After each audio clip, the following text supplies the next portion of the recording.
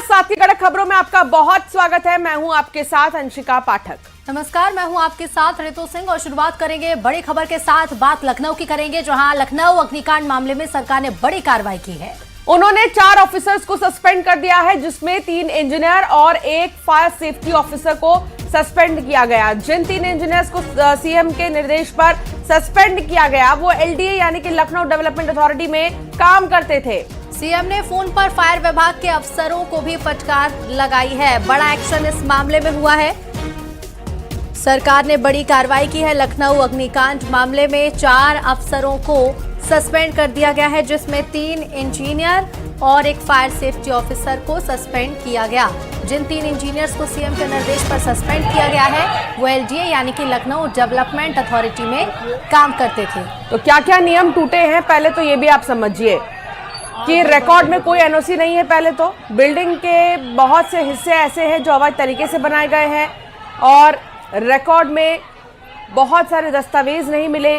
Building की ऊंचाई 19 metre से भी ज्यादा है, जो कि नियम के खिलाफ है। बहुमंजिला कॉम्प्लेक्स बना दिया गया अपनी मर्जी से, लगभग 100% कवर दिया है और कहीं से कोई वेंटिलेशन नहीं, बिना खाली जगह छोड़े निर्माण कराया गया। 90% से ज्यादा बेसमेंट कवरेज भी है और रिकॉर्ड में कोई एनओसी नहीं है।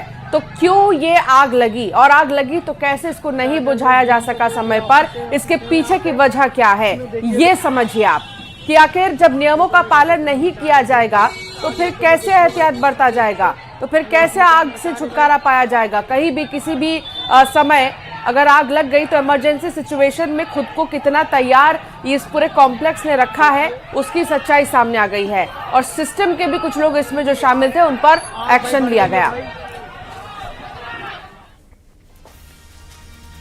उत्तर प्रदेश की राजधानी लखनऊ के अलीगंज में एक इमारत में लगी आग ने पूरे शहर को झकझोर दिया है। यहाँ आग लगने से 15 मासूम जिंदगियां चली गई, जिनकी उम्र 20 से 28 साल के बीच बताई गई है। हादसे की जो तस्वीरें निकल कर आईं, उन्हें जिसने भी देखा उसकी रूह कांप गई। जान बचाने के लिए तारों के सहारे बच्चे नीचे उतरते दिखाई दे रहे हैं। किसी ने तो जान बचाने के लिए जलती इमारत से ही छलांग लगा दी।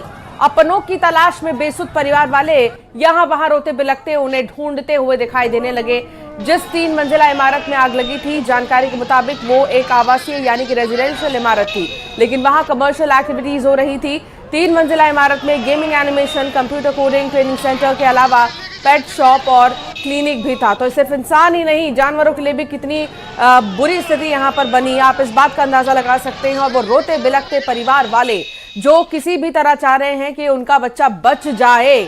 और इस तरह देखिए, तार का सहारा लेकर कुछ स्टूडेंट्स कैसे ऊपर से कूदते हुए नजर आ रहे हैं, क्योंकि यहाँ पर कोडिंग क्लासेस भी दिए जाते थे। तो ये कुछ तस्वीरें आपके टेलीविजन स्क्रीन पर 7 तस्वीर आपको दिखा रहे हैं, जब इमारत में आग लगी और जलती हुई इमारत से लोग कूदते नजर आए अपनी जान बचाने के लिए। और अभी दिल्ली के मालवीय नगर के अग्निकांड का वो नजारा, वो तस्वीर जो है अभी तक आंखों से गई भी नहीं थी कि लखनऊ से ये तस्वीर सामने आ गई। तो ये 6 तस्वीरें आपके सामने हैं। इमारत में जब आग लगी और उसके बाद 15 लोगों ने यहाँ पर अपनी जान गंवा दी। और लखनऊ अग्निकांड पर बड़ा खुलासा हुआ है। 2016 में ही पकड़ा जा चुका था यह अवैध निर्माण। 2016 में अवैध निर्माण को गिराने के आदेश दिए गए थे।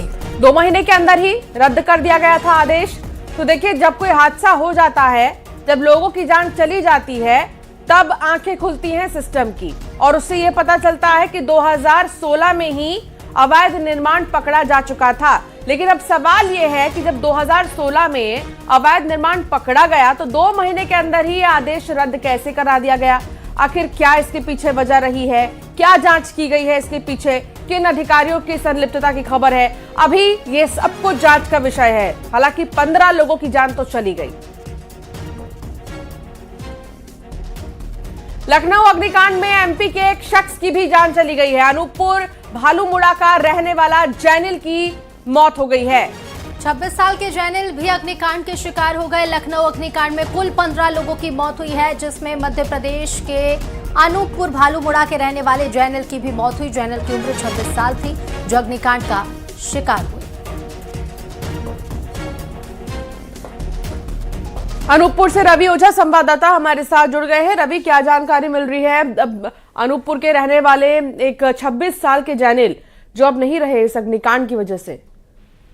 जी, निश्चित तौर पर एक अपने आप में एक बड़ी घटना है, जिसमें ये कोचिंग क्लास जो लखनऊ में चल रही थी, वहां पर 15 लोग अग्निकांड का शिकार हो गए, जिसमें से जो जैनुल है वो भालूमाड़ा का रहने वाला था, भालूमाड़ा थाना क्षेत्र अंदर का रहने वाला था, वो भी इसमें शिकार हो गया। जिसको जैसे उनके परिजनों को लगी ये इस बात की जानकारी लगी, लगातार उनका रो रो के बुरा हाल हो गया, क्योंकि जो परिजन है वो परिजन इस बात को नहीं जानते थे कि वो कोचिंग करने के लिए पढ़ने भेजे हैं और इतना बड़ा कांड हो जाएगा, जिस पर उनका जो बच्चा है, जो जिसके कल के उज्जवल भविष्य की सपना देख रहे थे, वो इस अग्निकांड का शिकार हो जाएगा। लगातार ये, हालांकि जैसे मुख्यमंत्री वहां के जो मुख्यमंत्री हैं योगी आदित्यनाथ, उनको जैसे जानकारी लगी है, लगातार उन्होंने मीटिंग की है और मीटिंग करने के बाद 2 सदस्यीय टीम का गठन कर दिया है और जल्द से जल्द आखिर जो अग्निकांड ये हुआ है, जो आग लगने का कारण है, उसका स्पष्ट करने के लिए लगातार जांच टीम बना दी गई है और 7 दिवस के अंदर इस जांच रिपोर्ट को प्रस्तुत करने की बात कही गई है। वहीं जो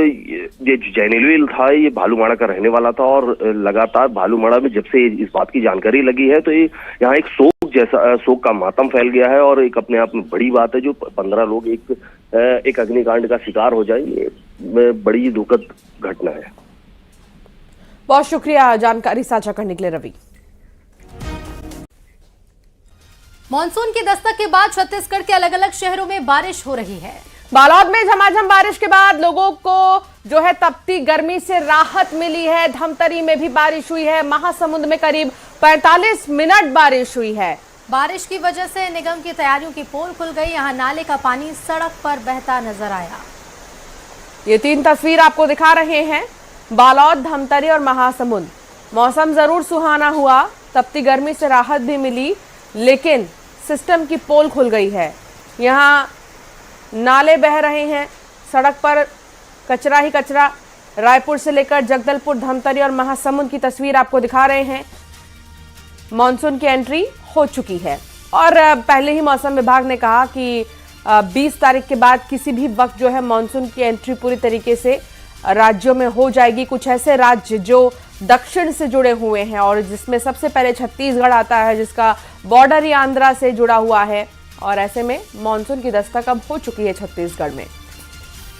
एमपी के भी कई ऐसे जिले हैं जहां बारिश हुई है। रायसेन में अचानक मौसम का मिजाज बदला और झमाझम बारिश हुई। कुछ घंटों की बारिश के बाद कई जगहों पर पानी जमा हो गया, कुछ जगहों पर ट्रैफिक जाम हुआ। महाकाल की नगरी उज्जैन में भी बारिश से मौसम सुहाना हो गया और इधर खंडवा में भी मौसम का मिजाज बदला दिखा। मॉनसून की राह देख रहे लोगों के चेहरे खिल उठे हैं।